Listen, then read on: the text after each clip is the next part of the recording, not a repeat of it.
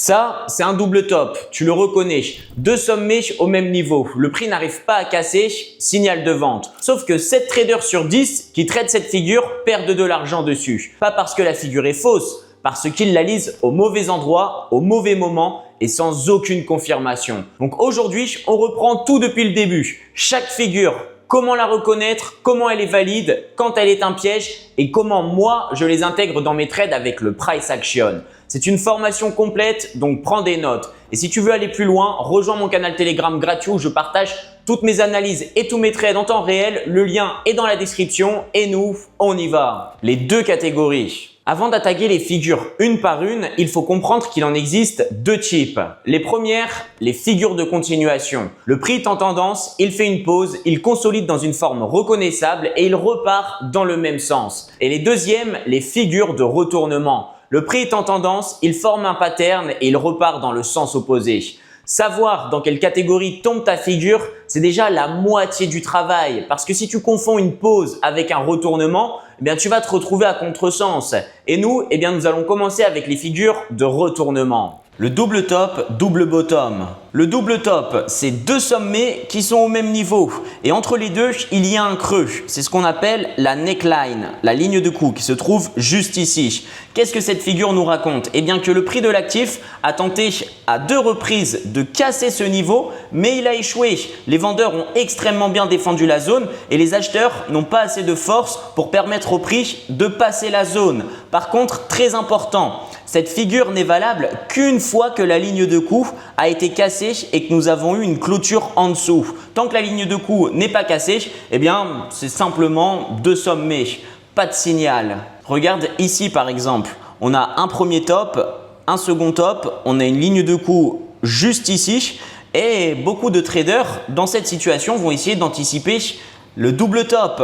Donc, ils vont entrer en vente après cette grosse bougie rouge. Par exemple, avec un stop loss juste au-dessus, un TP bien plus bas. Sauf que comme tu peux le voir, eh bien, le prix s'est retourné et les a littéralement explosé. Pourquoi est-ce qu'ils ont fait une erreur? Bien parce qu'ils n'ont pas attendu la cassure de la ligne de cou. Et le double bottom, c'est l'inverse exact. Nous avons un premier lot ici, un second lot là, la ligne de cou sur ce niveau. Le prix a tenté à 2 fois de casser ce niveau, sauf que les acheteurs ont défendu la zone. Ils avaient beaucoup plus de force que les vendeurs. Sur ce niveau, nous avons eu une cassure de la ligne de cou avec une belle clôture au-dessus. Et comme tu peux le voir par la suite, le prix a littéralement explosé. Maintenant, mon approche personnelle. Je ne trade jamais un double top ou un double bottom seul. Il faut absolument que cette figure apparaisse dans une zone que j'ai analysée au préalable. Par exemple, une zone dans laquelle j'ai déjà des confluences comme un order block, une FVG, une zone OTE, une zone de rupture, une zone de supply, une zone de demande. Si jamais nous avons un double top ou un double bottom qui se forme au milieu de nulle part, eh bien, nous perdons drastiquement en probabilité. Donc, le plus important, c'est le contexte et ensuite la figure. Le head and shoulders ou l'épaule tête-épaule en français. 3 sommets. Le premier, l'épaule gauche. Le deuxième, la tête. Il est plus haut que l'épaule gauche et l'épaule droite. Et le troisième, l'épaule droite. En dessous, nous avons la neckline, la ligne de cou. Qu'est-ce que ce signal nous raconte? Eh bien, nous avons un marché qui est haussier. On fait un premier plus haut, un deuxième plus haut, puis un troisième qui essaye d'être plus haut que le deuxième, mais il n'arrive pas à casser le deuxième. Donc, ça nous montre que les acheteurs s'essoufflent et que les vendeurs reprennent progressivement la main. Mais attention, le signal de retournement n'intervient que lorsque nous avons eu une clôture de bougie sous la ligne de cou. Et là, comme tu peux le voir, ligne de cou cassée et ensuite le prix de l'actif a littéralement chuté. Et l'inverse existe bien évidemment, l'épaule tête-épaule inversée. Ici, nous avons l'épaule gauche, la tête, l'épaule droite, la ligne de cou. La ligne de cou est cassée, une bougie clôture au-dessus. Bon, ici, on a un petit retracement, mais ensuite, le prix de l'actif, eh bien, explose à la hausse. Deux choses à propos de cette figure. Premièrement, elle doit se former après une vraie tendance. Un épaule tête-épaule en plein milieu d'un range, ça n'a pas de sens puisque c'est une figure de retournement. Donc, il faut quelque chose à retourner. Deuxièmement, la neckline n'a pas besoin d'être parfaitement horizontale, elle peut être légèrement inclinée comme ici. Ne cherche pas la figure parfaite comme dans la manuelle, cherche la logique de la structure. Les triangles. On passe aux figures de continuation et les triangles, c'est le cœur du sujet. Il y en a 3 et chacun te dit quelque chose de différent. Et le premier, c'est le triangle symétrique. Nous avons des hauts qui sont toujours plus bas et nous avons des bas qui sont toujours plus hauts. À l'intérieur, le marché se compresse, l'énergie s'accumule et généralement quand ça casse, vroom, eh bien ça part extrêmement fort. Le triangle symétrique seul ne te dit pas dans quelle direction l'actif va partir. C'est pour ça qu'avant, il faut regarder la tendance. Donc ici, par exemple, nous sommes haussiers. Nous avons ce plus bas qui a fait ce plus haut. Ici, on vient de casser, donc on a un choche. On a un gros drop, on est repassé baissier. Ici, nous avons notre triangle, donc grosse accumulation, compression. Et boum, nouveau drop. Dans 60 à 65% des cas, si la tendance est baissière, le prix va partir à la baisse et si la tendance est haussière, le prix va partir à la hausse. Maintenant, le triangle ascendant. Nous avons une résistance horizontale qui a été testée plusieurs fois et nous avons des plus bas qui sont toujours plus hauts. Les acheteurs font face à un mur et à force de taper sur le mur, eh bien le mur va céder. Donc lorsque nous avons une bougie qui clôture au-dessus de la résistance, eh bien boum, c'est le signal que le marché va continuer à monter. Et le triangle descendant, c'est l'inverse du triangle ascendant. Ok, nous avons un support qui a été testé à de nombreuses reprises et nous avons des plus hauts qui sont toujours plus bas. Donc là, la force est vendeuse. Les vendeurs se heurtent à un mur et à force de taper sur le mur, eh bien le mur va céder. Donc ici, on a une bougie qui clôture en dessous et s'ensuit un gros drop du prix. Et la règle d'or pour les 3, c'est de ne jamais entrer avant la cassure et la clôture d'une bougie au-dessus de la résistance ou en dessous du support. Regarde ici par exemple, tout ressemble à un triangle descendant. Sauf qu'ici, eh bien, on a une fausse cassure. Ok, nous avons seulement des mèches. Et que fait le prix? Il donne un faux signal. Ceux qui tradent les triangles, eh bien, sont rentrés à la vente et directement après, boum, le prix repart dans le sens inverse et sort tout le monde. Les drapeaux et fanions. Le drapeau, c'est sûrement la figure la plus fiable et pourtant, peu de personnes l'utilisent. Nous avons le drapeau haussier et le drapeau baissier. Regarde le graphique. Juste ici, nous avons une chute. Ok? Ensuite, après la chute, nous avons une accumulation haussière. Donc, des plus bas toujours plus hauts et des plus hauts toujours plus hauts aussi. Ce qui laisse penser que nous avons un retour haussier. Sauf que non, c'est un piège, c'est une accumulation. Et le prix va repartir à la baisse. Ok, donc chute, accumulation haussière dans un canal haussier et nouvelle chute. Et à l'inverse, le bullish flag, le drapeau haussier, eh bien, nous avons une hausse. Ensuite, nous avons un canal baissier. À l'intérieur de ce canal, une belle accumulation. Puis, nous repartons à la hausse. C'est quelque chose de très fiable parce que le mât, donc le premier mât juste ici, nous informe que les acheteurs sont présents et qu'ils sont extrêmement puissants. La correction qui s'effectue dans l'accumulation, dans le canal baissier au milieu, eh bien, c'est quelque chose de sain. Okay? Les acheteurs remettent des positions, prennent des profits, remettent des positions et derrière, boum, nouvelle explosion du prix à la hausse. Maintenant, les fanions, et c'est pratiquement pareil, sauf que la correction au milieu s'apparente plus à un espèce de triangle qu'à un drapeau.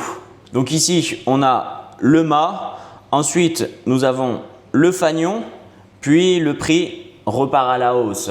Petit conseil personnel, ce que je fais généralement quand je veux trader un drapeau ou un fanion, eh bien, j'utilise mon outil de retracement Fibonacci, je les tire du plus bas du mât jusqu'au plus haut du mât si on est haussier ou alors du plus haut du mât jusqu'au plus bas du mât si on est baissier. Et j'attends que la correction revienne dans ma zone OTE, voire même dans ma zone de rupture. Mais généralement, la correction s'effectue jusqu'au 0,5, donc zone d'équilibrium, voire zone OTE, et c'est déjà pas mal. À quoi ça sert de faire ça? Eh bien, ça nous donne plus de probabilités, puisque c'est clairement une double confirmation. Et d'ailleurs, si tu veux profiter de tous mes trades et toutes mes analyses tous les jours, eh bien, rejoins mon canal Telegram, le lien est dans la description, c'est 100% gratuit. Les biseaux. Les biseaux ressemblent au triangle. La différence se fait dans l'inclinaison, puisque un triangle est plutôt horizontal, alors qu'un biseau est incliné dans le sens du mouvement. C'est ce qui montre l'essoufflement. Un biseau ascendant, eh bien, nous avons des plus bas toujours plus hauts, des plus hauts toujours plus hauts, mais les plus hauts sont de plus en plus faibles, ce qui nous montre que le prix est en train de s'essouffler. Et dès que nous avons la cassure de la ligne de support, eh bien c'est le signal que le prix va commencer à partir dans le sens inverse et donc pour un biseau ascendant, le prix va drop. Et maintenant le biseau descendant, c'est comme le biseau ascendant, sauf que c'est l'inverse. Nous avons des highs qui sont toujours plus bas, des lows qui sont toujours plus bas, sauf que les lows commencent à s'essouffler et d'un coup, boum, retournement, le prix de l'actif repart à la hausse. Le range. Je pense que tout le monde sait ce qu'est un range, mais nous allons quand même l'aborder puisque c'est une figure, donc c'est important. Nous avons le prix de l'actif qui se fracasse sur un mur à la hausse, c'est la résistance. Le même prix de l'actif qui se fracasse sur un mur à la baisse, c'est notre support. Et d'un coup, eh bien, le prix va casser soit la résistance, soit le support. Donc là, en l'occurrence, sur mon exemple, on vient casser le support. Sauf que le signal n'est pas à la cassure de support puisque ça peut être, encore une fois, une prise de liquidité et une AMD. Donc, le signal s'effectue lorsque, boum, nous avons un plus bas. Nous revenons tester le range et le signal s'effectue juste ici. Pourquoi? Parce que le support qui vient de se faire casser va maintenant faire office de résistance et donc il y a de fortes chances que le prix réagisse dessus et reparte faire un nouveau plus bas. C'est exactement ce qu'il se passe ici. Bon et maintenant, comment je les utilise concrètement? Tout ce que je viens de te montrer là, eh bien ça ne sert à rien si tu trades une figure seule, ok? Il faut utiliser les figures comme confirmation supplémentaire. Ces figures vont t'apporter des probabilités. Maintenant, voici tout mon processus. Première chose, je regarde la tendance en H4. Est-ce que nous sommes haussiers? Si oui, je prends un achat. Sinon, on est baissier, je prends une vente. Donc là, on est sur une tendance de fond qui est bien haussière, sauf qu'on est potentiellement dans une petite correction. Allons voir de plus près ce que nous fait le prix de l'actif. Donc, nous avons ce plus haut qui a fait ce plus bas. Juste ici, boum, ce plus haut vient de se faire casser, donc nous repassons haussier. Top. Je vais regarder pour un achat. Maintenant, je vais passer en M15 et je vais regarder ce qui se passe dans le biais. Ok? Donc, je sais que je suis en tendance haussière. Je dois avoir un alignement. Je dois avoir un biais aussi haussier. Donc, regardons un petit peu ce qui se passe. Boum. Ici, on a ce plus bas qui s'est fait casser. Plus haut, plus bas. Ici, on a eu notre choche dans le biais. Donc, plus bas, plus haut, plus bas, plus haut. Ok, voyons voir un petit peu plus loin. Juste ici, on a ce plus bas qui a fait ce plus haut. Donc là, toute cette ligne, c'est notre BOS, Break of Structure, dans le biais. Ok, maintenant, on a le plus bas et le dernier plus haut du biais. Le dernier plus haut qui est du coup juste ici en train d'être fait. Génial, on va prendre notre outil de retracement Fibonacci. On l'étire du plus bas jusqu'au plus haut.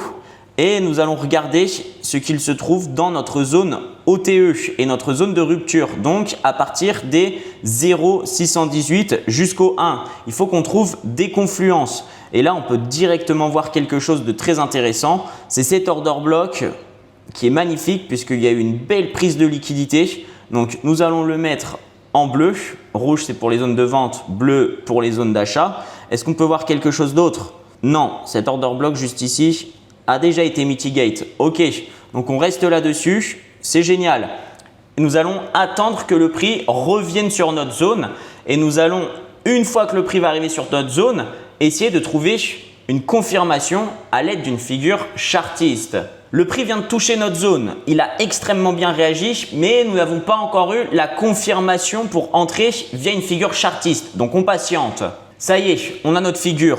On a ce lot, cette ligne de coup et donc nous avons potentiellement un double top. Maintenant, il va falloir patienter qu'une bougie casse et clôture au-dessus de notre ligne de coup et ça va être notre signal d'achat. Ça y est, on vient d'avoir une bougie qui a clôturé au-dessus de notre ligne de coup. Donc, on va rentrer sur cette bougie, on met notre stop loss juste en dessous le double bottom. Et qu'est-ce que nous allons viser? Eh bien, le break-off structure pour un risk-reward d'environ 1,71. Maintenant, voyons voir si nous allons TP. Pour l'instant, nous sommes en profit. Affaire à suivre. Ok, ça accumule dans la zone. Ok, donc là, on a failli se faire sortir, mais on ne s'est pas fait sortir. Et par la suite, le prix est allé chercher notre TP. Magnifique. Et si on regarde dans H4, qu'est-ce qu'on peut voir? Eh bien qu'ici, nous avions un order block. Ok, boum.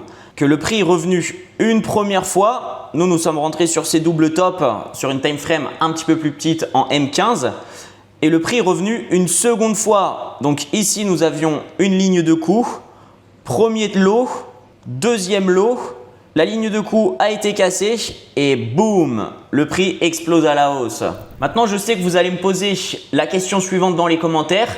Est-ce que ces figures fonctionnent sur toutes les time frames et sur tous les actifs? Et la réponse est oui. Les marchés financiers sont fractales, ce qui signifie que ce que vous voyez en M1, vous le voyez aussi en H4. Bien évidemment que si vous allez voir des figures chartistes en H4 ou sur les plus grosses time frames, eh bien vous allez avoir un plus gros win rate, plus de chances qu'elles se déroulent à merveille. Par contre, sur les plus petites time frames, vous allez en voir beaucoup plus souvent et donc le win rate va être moins bon. C'est pour ça qu'il faut que vous alliez et que vous aligniez les time frames à la perfection. Voilà, tu as maintenant toutes les figures qui comptent. Double top, double bottom, head and shoulders, triangle, flag, biseau, range. Comment les lire, quand elles sont valides et comment les combiner avec tes zones. Si tu veux voir comment j'applique ça sur mes trades au quotidien, eh bien rejoins mon canal Telegram gratuit. Le lien est dans la description. Abonne-toi à ma chaîne et dis-moi en commentaire quelle figure tu utilises le plus. On se retrouve dans la prochaine vidéo et n'oublie jamais, let's win investing.